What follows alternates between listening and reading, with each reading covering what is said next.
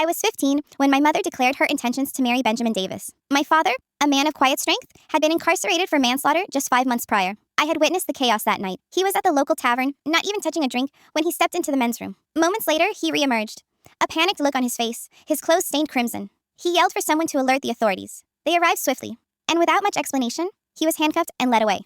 The next time I saw him, it was through the cold glass of a visitation room. The entire situation never truly made sense to me. My father was inherently gentle, and violence wasn't in his nature. He swore he was innocent, and my mother's swift actions following his conviction only deepened my unease. Within weeks, she brought Benjamin Davis into our lives. From the very first day, she proclaimed him my new paternal figure, asserting that my actual father was a dangerous criminal I needed to distance myself from for my own well-being. Initially, I felt lost, unsure what to believe. But when, 5 months down the line, my mother announced over a stiff dinner that she and Benjamin were engaged and that I was expected to start addressing him as Daddy, I became firmly convinced of my father's innocence. It was around this period that Benjamin's true comfort began to show. He started to subject me to lingering glances from across the room, his eyes following my every move. He'd pat my arm, his touch lingering too long, accompanying it with remarks like, "You're blossoming so quickly," becoming quite the striking young woman. What made it unbearable was my mother's reaction. She found his behavior endearing. Even when I first confided in my mother that Benjamin's presence made my skin crawl, she dismissed my feelings as overly dramatic. She must have relayed my complaint to him, because that very night, after she had fallen asleep, Benjamin slipped into my room. He pinched my arm hard enough to leave a definite mark and whispered, "You know what happens to little girls who tell tales." Fear gripped me, but I understood I couldn't trust my mother with this new secret. So I kept it hidden. Simultaneously, I began nurturing another clandestine activity. I started composing letters to my father. I'd carefully fold them and tuck them between the pages of my school textbooks, then mail them from a public postal box on my walk home from school. My father would respond through the prison's internal email system, sending messages to an account I had secretly set up. Things escalated dramatically one particular Thursday. I arrived home from school to discover my mother had changed my last name on all official documents, including my social security records and school enrollment forms, to Benjamin's, all without consulting me. "You'll thank me for this someday," she declared. That evening, Benjamin came into my room, ostensibly to celebrate our new official family status. He sat on my bed, then placed his arm around my shoulders, drawing me uncomfortably close, telling me I should be grateful to have such a devoted father. I pushed him away and retreated into the bathroom, locking myself in until I heard him leave. I distinctly recall writing to my father about that harrowing incident. The reply I received this time was on actual paper, not an email, and parts of it were noticeably damp and translucent, as if his tears had blurred the ink. That sight nearly shattered me. Yet, one beacon of hope remained, the chance to see him. His birthday was approaching, and I remember eagerly asking my mother at the breakfast table if I could visit him. I acknowledged her dislike for him, but emphasized it was just for his birthday, just for a few minutes. "Please," I pleaded. Naturally, my request was denied. Worse, the reason for the denial struck me even harder. My mother explained we couldn't go because that exact weekend, Benjamin coincidentally had tickets to a regional antique fair and expected all of us to attend. He had specifically requested adjoining hotel rooms. When I insisted I'd prefer to visit my father, my mother erupted. "He's a killer. You are not visiting a murderer." When I retorted that he was innocent and still my father, Benjamin backhanded me across the face. My mother simply watched, utterly silent. I was compelled to go with them that weekend.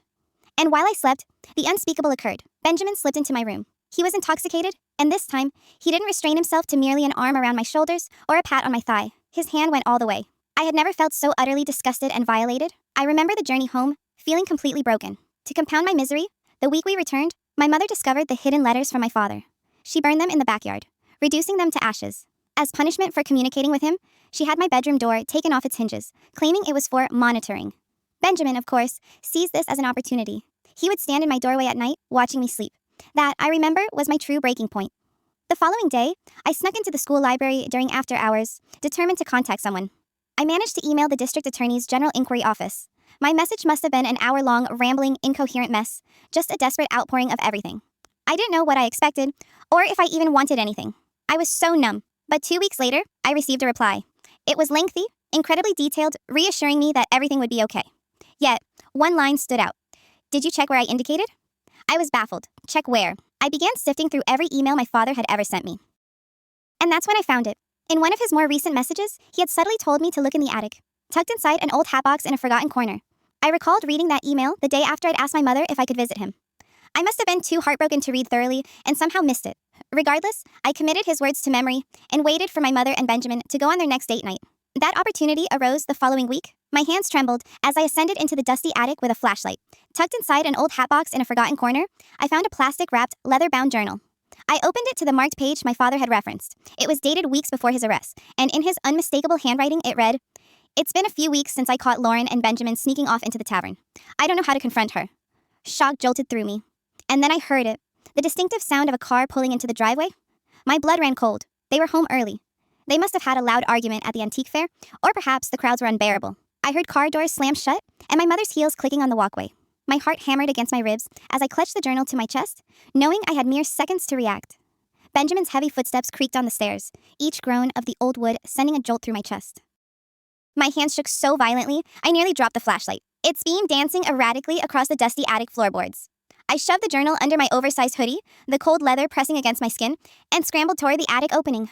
I was too slow. Benjamin's head appeared through the opening just as I reached the ladder, his unnervingly pale blue eyes immediately fixing on mine. He held my gaze for a long moment, his expression unreadable in the dim light. Then he climbed the rest of the way, his broad shoulders barely squeezing through the narrow aperture. I recoiled against the wall, feeling the rough plaster dig into my spine, the journal pressing uncomfortably against my stomach under my shirt. He slowly surveyed the attic, deliberately taking in the disturbed dust that shimmered in the air like tiny ghosts, the displaced boxes near the hat box where I'd found my father's hidden things. He inquired about my presence up there, his voice calm, yet edged with something that made my skin crawl. I tried to keep my voice steady, telling him I was searching for my old stuffed animals from when I was small. He didn't believe me. I could see it in the tightening of his jaw, the flexing of his hands at his sides. He stepped closer, and I caught the scent of wine on his breath from dinner, mingling with his expensive cologne that always made me feel sick. He stated I was a terrible liar, just like my father. The words struck me like a physical blow. Then he seized my arm, his fingers digging in hard enough to bruise, and yanked me toward the ladder. I had to use my other hand to prevent the journal from slipping out of my shirt, pressing it tight against my body. My mother awaited at the foot of the ladder, arms crossed, foot tapping impatiently. She looked irritated, demanding to know why I was skulking around my own house like a thief. Benjamin smoothly replied that I was likely concealing something, his hand still gripping my arm possessively. He suggested they search my room, and I saw a flash of something dark and menacing in his eyes. Panicked, I blurted out that I simply wanted to find my old teddy bear, because I couldn't sleep without my bedroom door. The words spilled out too fast, too desperate. My mother rolled her eyes, but seemed to accept it, probably too tired to deal with further drama. That night, I lay awake until I heard both of them snoring, Benjamin's deep rumble mixing with my mother's softer breathing. The house settled into its nighttime creaks and groans. I carefully tucked the journal inside my pillowcase, feeling the corners dig into my cheek when I lay down. I couldn't risk reading more. Benjamin had started checking on me every hour, his shadow appearing in my doorway like clockwork. The next morning was Saturday. My mother made pancakes as if nothing out of the ordinary had occurred, humming off-key to a song on the radio. The forced normalcy turned my stomach. Benjamin watched me constantly from across the table, his eyes following every movement as I pushed food around my plate. I excused myself to use the bathroom and took the journal with me, hiding it in the toilet tank, wrapped in a plastic bag I found under the sink. The water was cold on my arms as I carefully placed it inside. At school on Monday, I snuck into the computer lab during my free period, telling my friends I had to finish an assignment. The room was empty, save for the low hum of old computers and the steady tick of the wall clock. I began taking photos of each page of the journal with my phone, angling it to avoid the glare from the fluorescent lights. My hand still shook, making some photos blurry. The entries spanned years.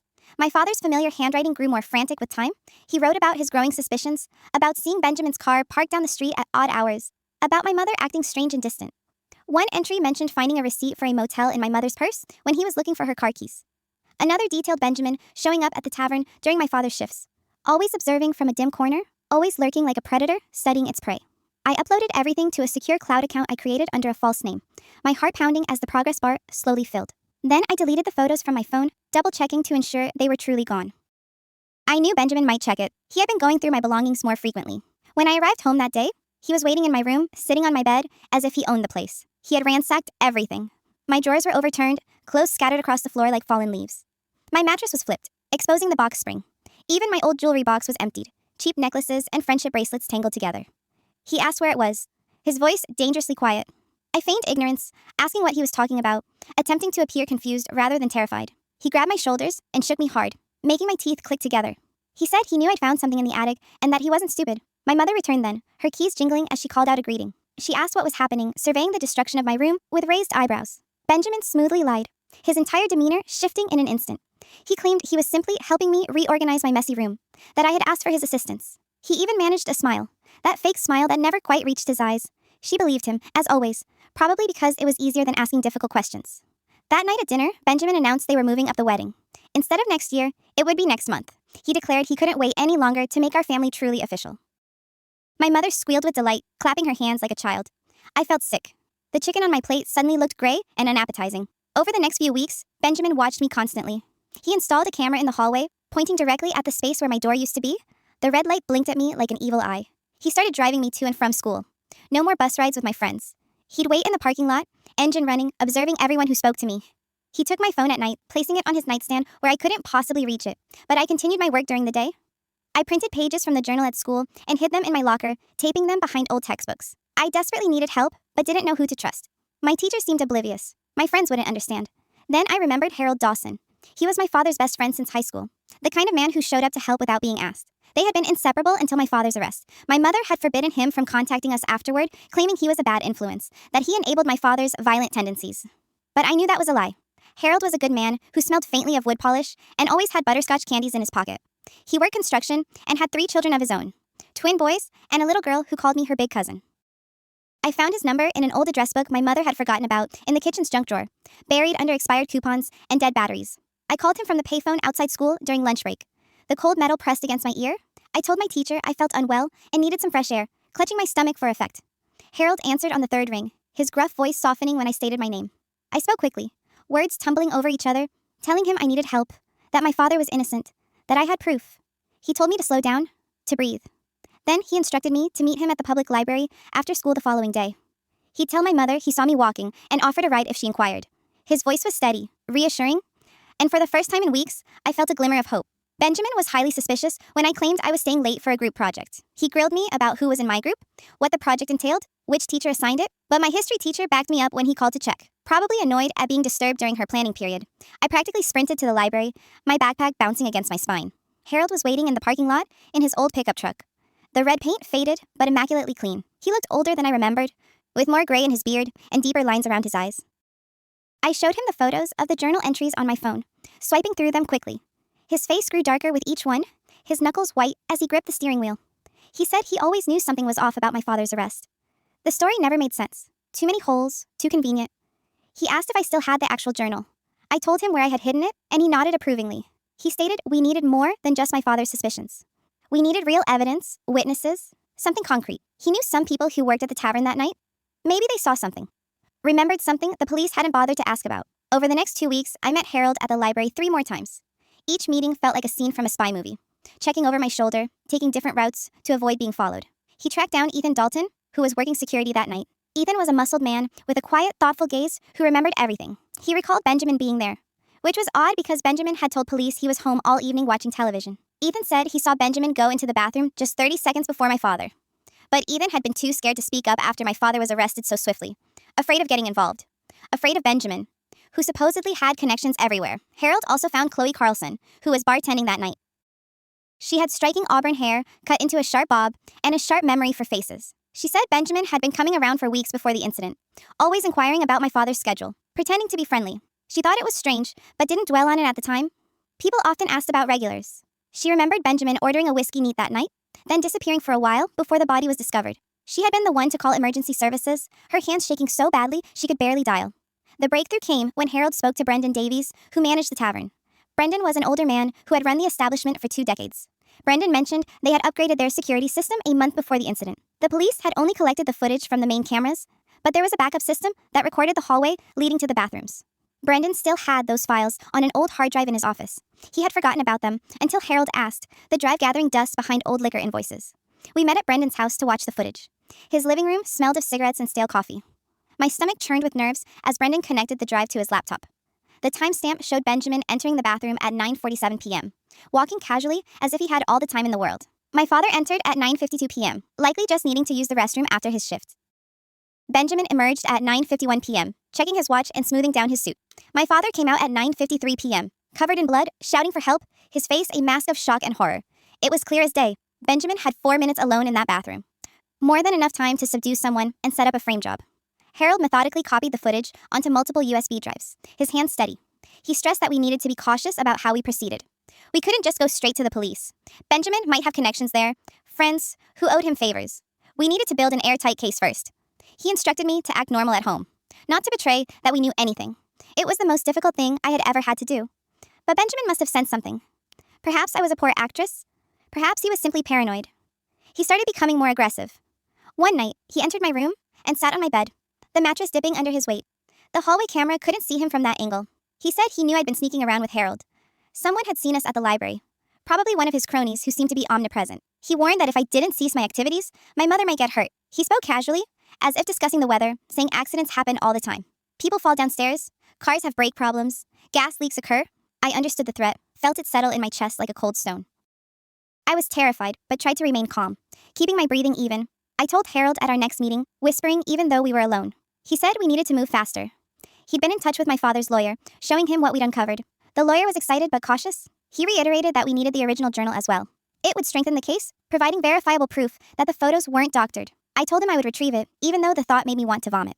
That night, I waited until 3 a.m., watching the clock's red numbers change with agonizing slowness. I crept to the bathroom, my bare feet silent on the carpet. I carefully retrieved the journal from the toilet tank. The plastic wrapping had protected it perfectly. My father's words were safe. I placed it in my backpack for school, zipping it into the inner pocket. But when I emerged from the bathroom, Benjamin was standing in the hallway like a phantom. He asked what I was doing awake, his eyes glinting in the darkness. I claimed I felt sick, holding my stomach. He stared at me for a long moment, then allowed me to pass. I felt his eyes on my bag, all the way to my room. The next morning, my backpack was gone. I found it in the kitchen, empty. Its contents were spread across the table. Benjamin sat at the table with the journal in front of him, flipping through pages with theatrical interest. My mother was reading it, her face pale and confused. Benjamin had told her I'd been writing fantasy stories about him, that I was disturbed and needed help. He began pointing out specific entries, saying, "Look how she's trying to copy your husband's handwriting. See how she mentions you and me together? This is clearly her sick fantasy about breaking us up." My mother's confusion morphed into anger as Benjamin continued speaking, weaving his lies with just enough truth to make them believable. My mother believed him. She said she was deeply disappointed in me, that fabricating lies about Benjamin was sick, that she had hoped I was coping with my father's absence better than this. I tried to tell her it was my father's journal, but she wouldn't listen. She insisted I was obviously forging my father's handwriting to frame Benjamin because I couldn't accept him as my new father. She declared I needed therapy, perhaps even a special boarding school for troubled teens. Benjamin then suggested his cousin ran one in another state. Very strict, very isolated. Good for fixing problem children who told lies and caused trouble, he added. The way he said it sent a chill down my spine. I felt the walls closing in, the room spinning slightly. That day at school, I found Harold's truck in the parking lot during lunch. I climbed in and broke down crying as I recounted what had happened. He told me not to worry. We still had the footage. But when I got home that afternoon, my phone was missing from my backpack. Benjamin had it. He had gone through everything and found my cloud account, guessing the password after 3 tries. He made me watch as he deleted all the journal photos, his finger stabbing at the screen with vicious satisfaction. He declared Harold's copies wouldn't matter without the original to verify them against. He argued that the photos could be faked, that any decent lawyer would claim they were doctored without the original journal for handwriting comparison. The tavern footage was different. That was from an official security system with timestamps that could be verified. But handwriting and photos, he sneered, were too easy to forge. That night, my mother informed me I was leaving for boarding school on Monday. This special place would help me deal with my delusions about Benjamin. She'd already contacted the school. They were expecting me. It was 1,000 miles away in the mountains. No phones allowed, no outside contact for the first 6 months to avoid negative influences. I realized this was Benjamin's plan to silence me for good, to make me disappear without actually harming me. I managed to slip out Saturday morning when my mother went grocery shopping and Benjamin was in the shower. I could hear the water running as I gently eased open the front door. I ran to Anna Evans's house and used her phone to call Harold. Anna's mother was at work, and Anna, bless her, covered for me. I told Harold about the boarding school. He told me to pack a bag and meet him at the library in an hour. But when I got back home, Benjamin was waiting on the front steps, his hair still damp. He'd noticed I was gone. He dragged me inside by my hair, my scalp burning. My mother wasn't back yet. He threw me against the wall hard enough to knock a picture frame down and declared I'd ruined everything. He said he'd worked too hard to let a bratty kid destroy his meticulously laid plans. He stated my father deserved to rot in prison, that he'd been planning this for months before that night at the tavern. He said my mother was easy to manipulate, so desperate for attention after my father started working 2 jobs to pay off the mortgage. I asked him why he called that man in the bathroom, needing to hear him say it. Benjamin laughed, an ugly, guttural sound. He said the guy was just in the wrong place. At the wrong time, Benjamin had gone in there to plant a bloody knife he'd prepared, one that would have my father's prints on it from the kitchen at home. But the inebriated man saw him placing it near the sink and started asking questions, getting too close. So Benjamin had to silence him quickly and messily using that very knife. Then, when my father came in minutes later to help, it was perfect. The blood was fresh. My father's prints got on everything when he tried to help the victim, tried to stop the bleeding. And in the ensuing chaos, Benjamin pocketed the actual murder weapon and left a different knife at the scene, one he'd also prepared, but that wouldn't trace back to him. I was recording everything on Anna's phone, which I'd hidden in my pocket. The record button had been pressed before I even walked in. Benjamin didn't notice. He was too consumed with ranting about how clever he'd been, how he'd worn gloves, how he'd studied the tavern's schedule for weeks. He boasted that after my father was gone, marrying my mother was simply smart business. She had good life insurance from her job at the hospital, and I'd be worth even more in Social Security if something unfortunate happened to her. Perhaps a car accident, perhaps a fall, maybe she'd just get sad and take too many pills. That's when my mother walked in. She'd returned early because she'd forgotten her wallet. She heard every chilling word Benjamin had just uttered. Her face went white as paper. She dropped the groceries, oranges rolling across the polished floor. Benjamin spun around, realizing his colossal mistake. He tried to backtrack, claiming I'd made him angry, that he didn't mean it, that he was merely trying to scare me straight. But my mother had heard enough. The veil had finally lifted. Benjamin took a step toward her, and she instinctively backed away, her hand reaching behind her. She told him to get out. He scoffed, claiming she was overreacting. She snatched a kitchen knife from the block and warned him to leave, or she'd call the police. Benjamin laughed again, a harsh, dismissive sound, and said she wouldn't dare. Too much scandal, too much shame. What would the neighbors think? But my mother's hand was steady as she held the knife. For the first time in months, I saw the mother I used to know, the one who protected me from nightmares and kissed scraped knees. Benjamin finally realized she was serious. His face contorted, the mask finally dropping completely. He grabbed his keys and wallet from the counter, but before leaving, he turned to my mother and declared this wasn't over. He said he knew too much about her, about the affair she'd had before my father when they were first married, about the money she'd stolen from my father's savings to cover her shopping debts. He threatened that if she went to the police, he'd destroy her reputation. Then he left, slamming the door so hard the windows shook and the remaining pictures fell off the walls. My mother collapsed onto the floor, crying, her body shaking with uncontrollable sobs. I sat next to her and showed her the recording on Anna's phone. She listened to Benjamin's confession again, her face crumbling further with each horrifying word. She kept repeating that she was sorry, that she'd been so stupid, that she'd failed me and my father both.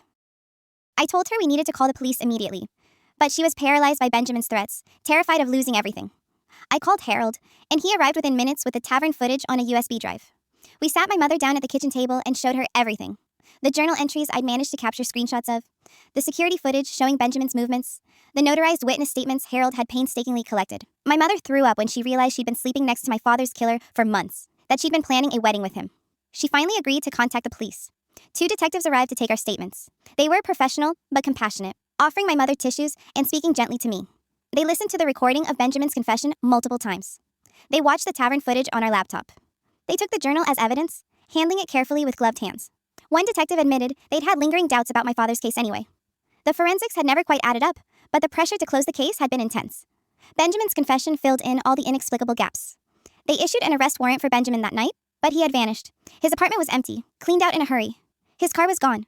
The police reassured us they would find him. They stationed a patrol car outside our house just in case. My mother and I didn't sleep that night. We pushed the couch against the front door and sat in the living room with all the lights on, jumping at every unfamiliar sound. The next morning, Harold called. He'd heard from his construction buddies that Benjamin had been spotted at a motel 2 towns over, attempting to pay cash for a room. The police were already en route. By noon, they had him in custody. He tried to flee but didn't get far. They found damning evidence in his car, linking him to the original murder weapon. He'd kept the actual knife all these years, like some sick trophy, hidden in a lockbox in his trunk. The knife found at the crime scene had been a decoy, but the real one still had microscopic traces of the victim's blood in the handle's crevices. Benjamin tried to deny everything at first. He claimed he'd faked the recording using AI, that my mother was lying to protect me because she felt guilty about my father. But the evidence was overwhelming. The tavern footage clearly showed him entering that bathroom. His fingerprints were undeniably on the real murder weapon once they tested it properly.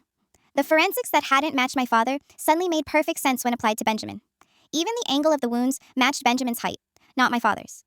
Faced with the irrefutable truth, Benjamin finally broke. He confessed fully in exchange for a plea deal. He admitted to planning the entire thing, to framing my father, to manipulating my mother. He even admitted to other crimes we hadn't known about, other victims in other states, other innocent people who'd been blamed for things they didn't do. The detective stated Benjamin was a serial predator who'd been evading justice for years, moving from place to place, always finding vulnerable women with children. My father's lawyer filed for an emergency appeal based on the new evidence. The judge reviewed everything and ordered my father's immediate release. After 8 long months in prison for a crime he didn't commit, my father was finally coming home. My mother and I drove to pick him up. The ride was silent except for the radio playing softly. My mother kept crying, dabbing at her eyes with tissues. I didn't know what to say, my throat tight with emotion. When the prison gates opened and my father walked out, he looked smaller than I remembered, thinner, older, his hair more gray than brown now. But his eyes lit up when he saw me. I ran to him and hugged him tighter than I'd ever hugged anyone. He smelled different, like industrial soap and sadness, but he was still my dad. He held me and cried into my hair, whispering that he'd miss me so much, that he'd never stop believing I'd uncover the truth. My mother stood back, uncertain, wringing her hands. My father looked at her for a long moment. Then he said they'd talk later, that right now he just wanted to go home. The drive back was quiet, except for my father asking small, mundane questions. How was school? Had I grown taller? Was my favorite restaurant still open? Normal father questions that felt anything but normal after everything we'd endured. We arrived home, and my father just stood in the doorway for a minute, looking around like he was memorizing every detail. The house felt different without Benjamin's gaudy belongings everywhere. My mother had thrown out anything he'd touched, leaving odd empty spaces on shelves and walls.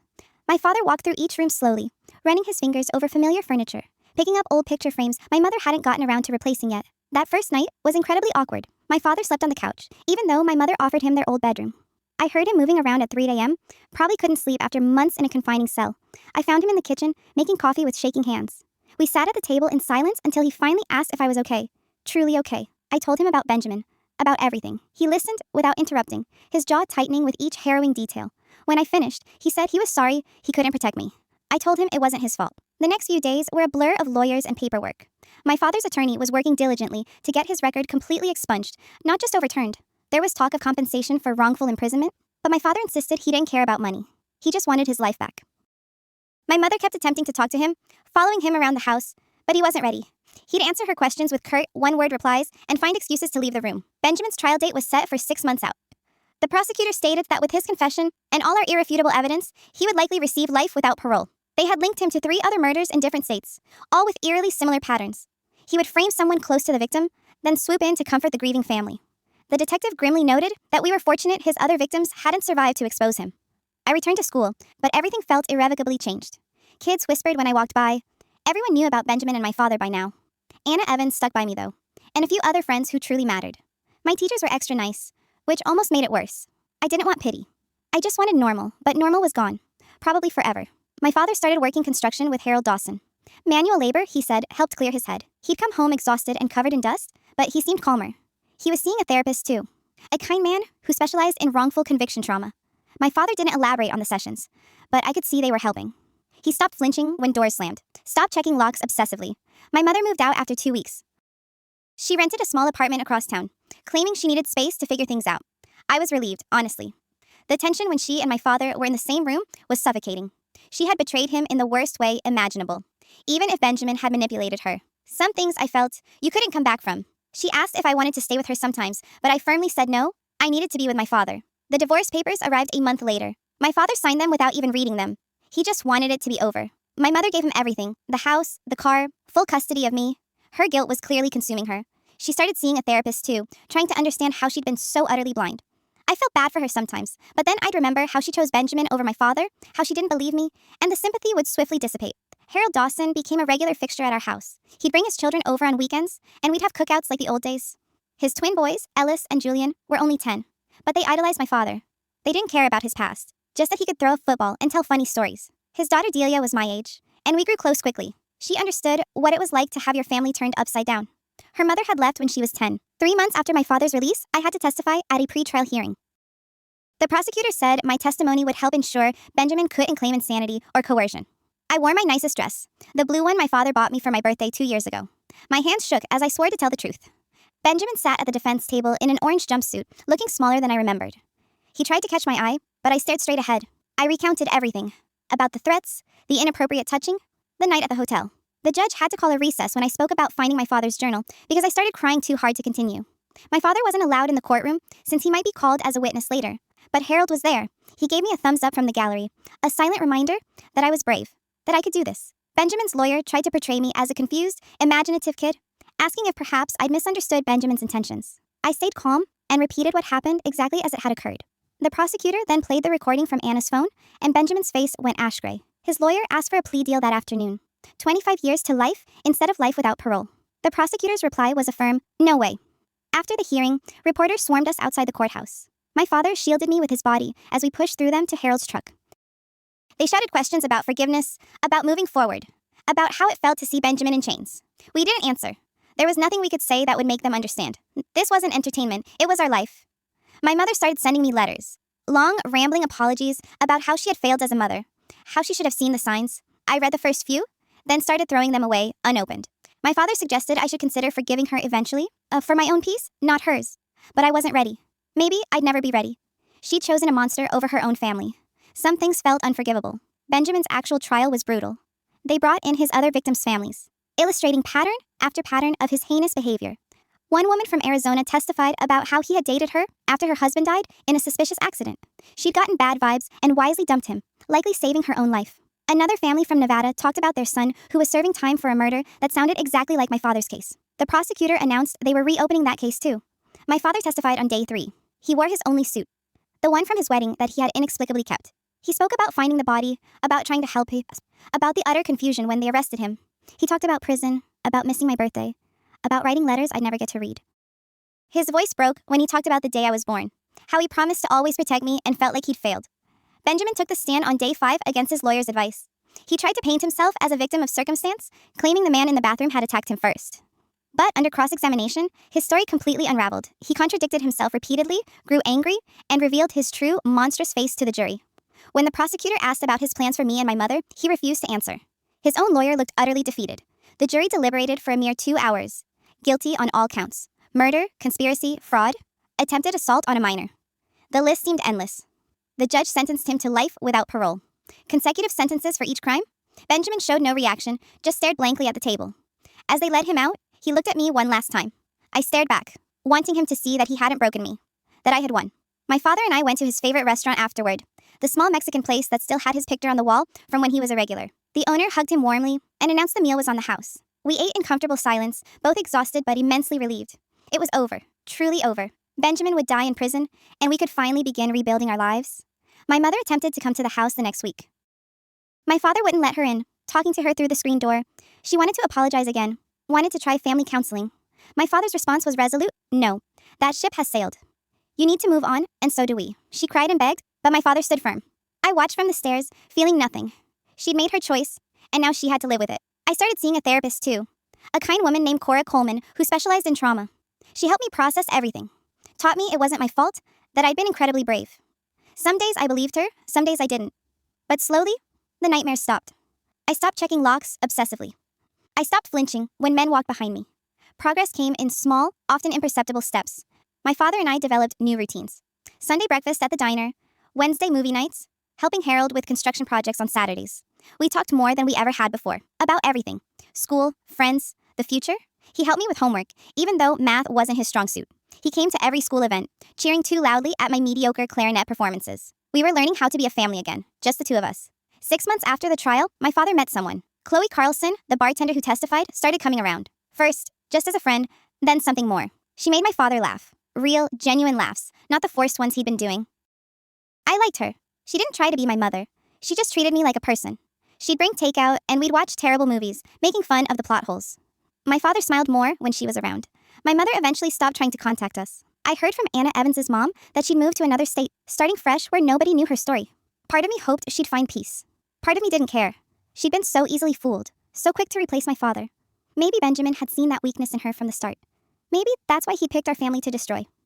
A year after everything, my father received a settlement from the state for wrongful imprisonment. Not millions, but enough to pay off the house and put money away for my college education. He bought a new truck, took a much-needed vacation to the mountains, and finally started living again. He kept working construction, though. Said he liked the honesty of it. You either built something right or you didn't. No room for lies or manipulation. I turned 17 that spring. My father threw me a big party, probably overcompensating for the birthdays he'd missed. Harold's family came, Chloe was there, even some kids from school showed up. We had a bounce house, which was ridiculous for teenagers, but nobody complained. My father grilled burgers and told embarrassing stories about when I was little. For a few hours, we felt like a normal family having a normal party. That night, after everyone left, my father and I cleaned up the yard in comfortable silence. He thanked me for believing in him, for never giving up. I told him I always knew he was innocent, that he wasn't capable of hurting anyone. He hugged me tight and whispered that I'd saved his life. We both cried a little, but it was the good kind of tears, the healing kind. Life went on. I made the honor roll, started dating a nice guy named Reese Ramsey from my chemistry class. My father jokingly threatened to clean his shotgun when Reese came over, but it was mostly in jest. Chloe moved in after a year, bringing her cat, Mr. Whiskers, who immediately claimed my father's favorite chair. We became a weird, loving little family, built on shared trauma, but held together by choice and unwavering affection. Benjamin Davis died in prison 2 years later. Heart attack, the letter stated. He was 43.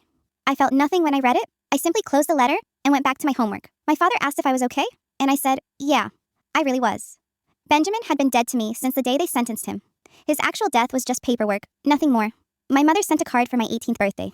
Just signed it, love, Mom, with no return address. I kept it for some reason, tucked in my desk drawer with other things I couldn't quite bring myself to throw away. My father suggested that maybe someday I'd want to find her, to make peace. Maybe he was right. Or maybe some bridges were simply meant to stay burned. Time would tell. I got into college on a full scholarship, planning to study criminal justice. Maybe become a lawyer, help other families torn apart by lies. My father cried at graduation, embarrassing me in front of everyone. Chloe took a million pictures while Harold's family cheered from the bleachers. My chosen family, the one that stood by me when everything fell apart. The night before I left for college, my father and I sat on the porch swing, watching fireflies dance in the twilight. He told me he was immensely proud of me, that I'd become an amazing young woman despite everything. I told him I loved him, that he was the best father anyone could ever ask for. We sat in comfortable silence, no need for more words. We'd survived the worst thing imaginable and emerged stronger. That was enough.